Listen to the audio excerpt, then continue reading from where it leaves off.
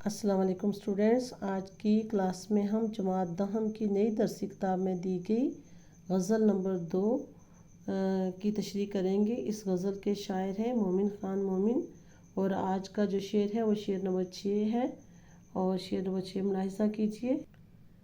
تم میرے پاس ہوتے ہو گویا جب کوئی دوسرا نہیں ہوتا۔ ہر لغت کے حوالے سے دیکھیں تو یہاں پر ایک ہی لفظ مشکل ہے جو آپ کے لیے نیا لفظ ہے، گویا، جس کا مطلب ہے جیسا کہ، اور جہاں جہاں جب گفتگو کے دوران یہ اور کئی معنوں میں بھی استعمال ہوتا ہے، لیکن اس کا استعمال کسی بات کو کسی اور چیز سے تشبیہ دینے کے لیے ہوتا ہے۔ اور باقی دونوں الفاظ جو ہوتے ہیں، تم میرے پاس ہوتے ہو اور جب دوسرا نہیں ہوتا کا مطلب جب کوئی میرے نزدیک نہیں ہوتا تو تمہارا احساس یا تم میرے ساتھ ہوتے ہو۔ اب ہم آتے ہیں شعر کے مفہوم کی جانب۔ مفہوم ہے، جب میں تنہا ہوتا ہوں، کوئی میرے پاس نہیں ہوتا، تب بھی تمہاری محبت اور تمہارا احساس مجھے اکیلا نہیں ہونے دیتا۔ بچوں، مومن خان مومن غزل کے علاوہ باقی انہوں نے اصناف سخن میں بھی طبع آزمائی کی ہے، لیکن غزل آپ کی پہچان بنی۔ آپ کی شاعری میں اعتدال اور لطیف احساس کی عکاسی ملتی ہے۔ آپ کی عشقیہ شاعری میں بھی تہذیب اور متانت پائی جاتی ہے۔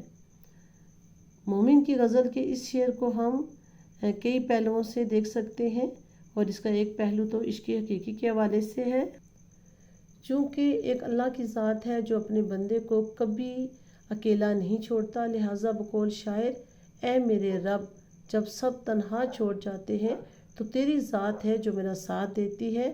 اللہ تعالیٰ نے خود قرآن میں فرمایا ہے، اے میرے بندے، میں تیری شہرت سے بھی زیادہ تیرے قریب ہوں۔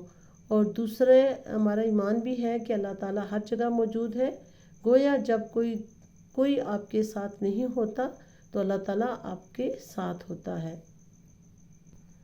بچوں، اس شعر کا دوسرا مفہوم جو دوسرا پہلو جو ہے وہ عشق مجازی کے حوالے سے ہے۔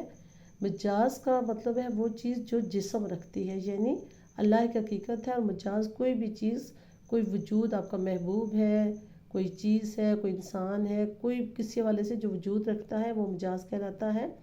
تو اس حوالے سے کہ جب محبت دل میں بس جائے تو محبوب پاس نہ بھی ہو تو اس کا تصور، اس کی یادیں ہجوم کی مانند آپ کے ساتھ ہوتی ہیں، لہٰذا بقول شاعر، اکیلے پن میں بھی تمہاری محبت، تمہاری یادیں مجھے اکیلا ہونے کا احساس نہیں ہونے دیتی۔ اور حوالہ کا شعر دیکھیے، جب تمہارا خیال آتا ہے ساری دنیا کو بھول جاتا ہوں۔ اور بچوں، اس شعر کا جو ایک اور مفہوم ہم نکال سکتے ہیں، اس کا ایک اور معنی جو ہم لے سکتے ہیں اپنی تشریح کے لیے، وہ یہ ہے کہ دیکھا جائے تو محبت کرنے والوں کا زمانہ ہمیشہ دشمن ہوا کرتا ہے اور آپ کو محبوب سے جدا کر کے اکیلا کر دیتا ہے۔ تو ایسے میں محبوب کی یادیں ہی ساتھ ہوں تو کافی ہے۔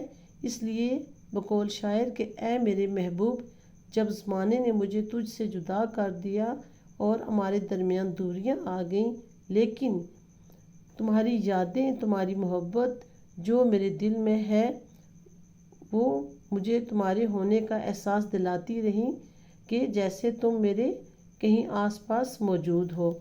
اب حوالہ کا ایک شعر دیکھیے، اچھا خاصا بیٹھے بیٹھے گم ہو جاتا ہوں، میں اکثر میں نہیں رہتا تم ہو جاتا ہوں۔ بہت بہت شکریہ۔